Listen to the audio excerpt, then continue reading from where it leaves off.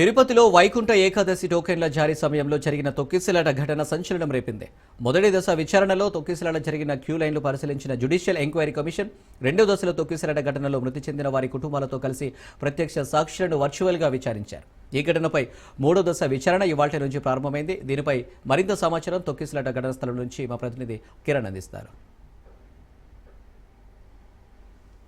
ఘటన మనకు తెలిసిన విషయమే. అయితే ఈ తొక్కిసలాట ఘటనకు సంబంధించి విశాఖపట్నానికి చెందిన భక్తులు ఇక్కడ చనిపోవడం జరిగింది. అయితే వాళ్ళు కొంతమంది హైకోర్టులో పిటిషన్ దాఖలు చేశారు.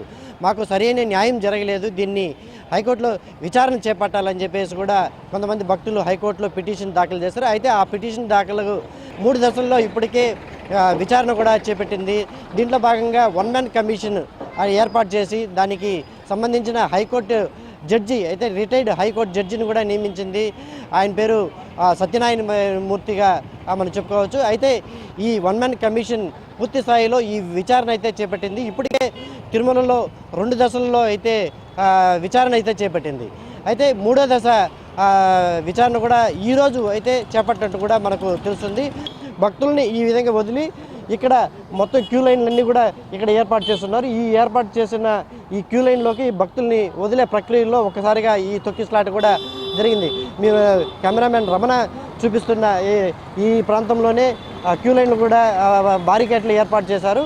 అయితే ఈ ప్రాంతం అంతా కూడా ప్రస్తుతం ఈ ప్రాంతానికి వచ్చి ఈ జ్యుడిషియల్ ఎంక్వైరీ అంటే వన్ మ్యాన్ ఎంక్వైరీ ఏదైతే ఉండదో సత్యనారాయణ మూర్తి గారు మరికొద్దిసేపట్లోనే ఈ ప్రాంతానికి వచ్చి కూడా మొత్తం ఈ ప్రాంతంలో ఎవరెవరు ఆ రోజు విధులు నిర్వహించారో వాళ్ళందరినీ కూడా 1 by 1 విచారించినట్టు కూడా మనకు సమాచారం ఉంటుంది. అయితే మొత్తం మీద 8 మందిని బలి తీసుకున్న పద్మావతి పార్కు కూడా ఇదే అని చెప్పుకోవచ్చు. ఏదేమైనప్పటికీ ఈ పార్కుకు సంబంధించి పూర్తి స్థాయిలో ఆ రోజు ఎవరైతే విధులు నిర్వహించిన పోలీసు వాళ్ళు కావచ్చు, అదేవిధంగా టీటీడీ ఉద్యోగస్తులు కావచ్చు, మరోపక్క ఇక్కడ పనిచేసిన హోంగార్డులు కావచ్చు, ఎలక్ట్రిసిటీ సంబంధించిన అధికారులు, అంటే ఆ రోజు లైటింగ్ ఎంత ఉన్నింది, లైటింగ్లో లేదని చెప్పేసి కూడా కొంతమంది భక్తులు చెప్పడం జరిగింది. అయితే వాళ్ళందరినీ కూడా పిలిపించి ఈరోజు one man commissioner Satyanarayana Murthy అంటే హైకోర్టు జడ్జి రిటైర్డ్ జడ్జి వాళ్ళందరినీ పిలిపించి ఈ 1 by 1 విచారణ అయితే చేపట్టనున్నారు.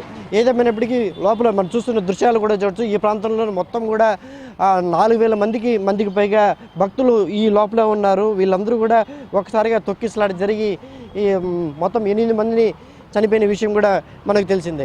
అయితే పూర్తి స్థాయిలో దీన్ని ఎంక్వైరీ అయితే రిటైర్డ్ జడ్జి దగ్గర ఎంక్వైరీ చేసిన తర్వాత సరైన న్యాయం మాకు అందాలని చెప్పేసి విశాఖపట్నంకి చెందిన భక్తులు ఎవరైతే ఉన్నారో వాళ్ళందరూ కూడా హైకోర్టును ఆశ్రయించారు.